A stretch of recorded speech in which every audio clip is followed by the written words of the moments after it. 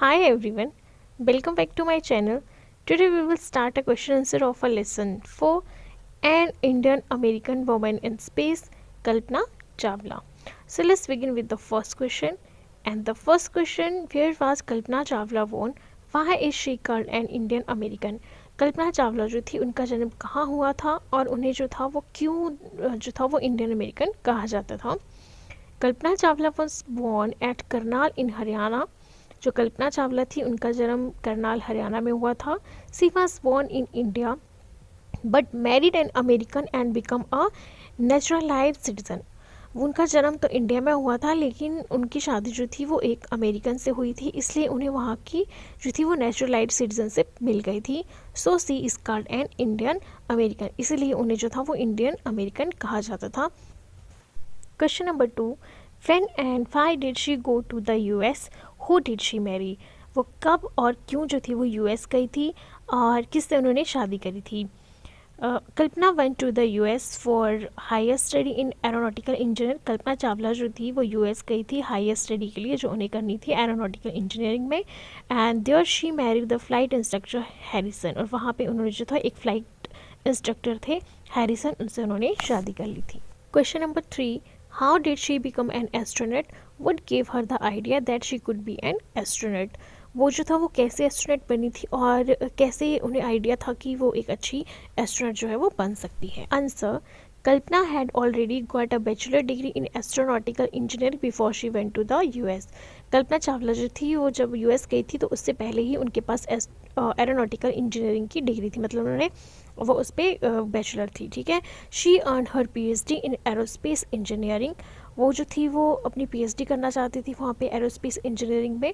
In 1994 she was selected by NASA for training as an astronaut. और 1994 में क्या हुआ कि उन्हें जो था वो नासा के द्वारा एस्ट्रोनॉट की ट्रेनिंग के लिए सिलेक्ट कर लिया गया.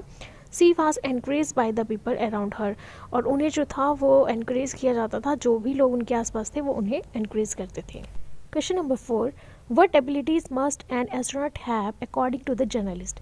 जर्नलिस्ट के अनुसार जो एस्ट्रोनॉट है उनके लिए क्या एबिलिटी होनी चाहिए, मतलब कैसे जो है वो एस्ट्रोनॉट बन सकते हैं, उनके पास किस तरह की एबिलिटीज़ होनी चाहिए? तो आंसर है, an astronaut needs to know a lot about biology and astronautical engineering. जो एस्ट्रोनॉट है उन्हें ज़रूरत है बायोलॉजी के बारे में, और जो एस्ट्रोनॉटिकल इंजीनियर है उसका ज्ञान उन्हें होना चाहिए. या he she must have a wide knowledge of science subject, और उनके पास जो है वो साइंस सब्जेक्ट का बहुत ज़्यादा नॉलेज होना चाहिए.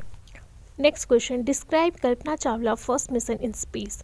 कल्पना चावला का जो फर्स्ट मिशन था स्पेस में उसको आपने डिस्क्राइब करना है. Answer, Kalpana's first mission in the space shuttle Columbia was nearly 16 days long. जो Kalpana Chawla first time space गई थी तो वो शटल कोलंबिया में गई थी और वो 16 दिन वहाँ पे रही भी थी.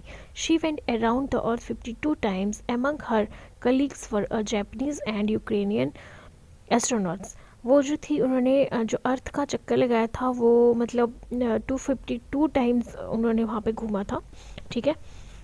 एमंग, और वो साथ में उसके साथ जो कलीग्स थे उनके वो थे जैपनीज और कुछ यूक्रेन के भी थे.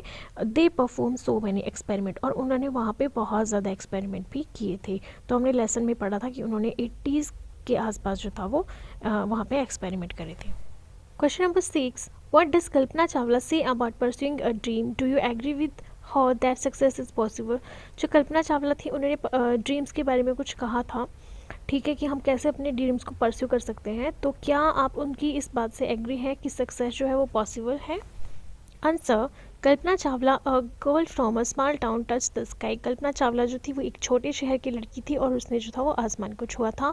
इन her message to college student of Chandigarh from space, उन्होंने जो था वो अपना मैसेज स्पेस से एक स्टूडेंट को दिया था जो चंडीगढ़ में था. She said that it was always possible to realise one dream.